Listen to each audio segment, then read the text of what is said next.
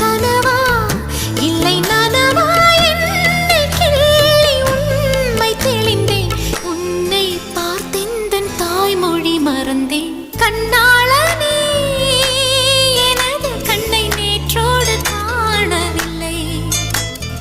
என் கண்களை பறித்துக் கொண்டும் ஏன் இன்னும் பேசவில்லை. ஆளான ஒரு செய்தி அறியாமலே அலைபாயும் சிறு பேதை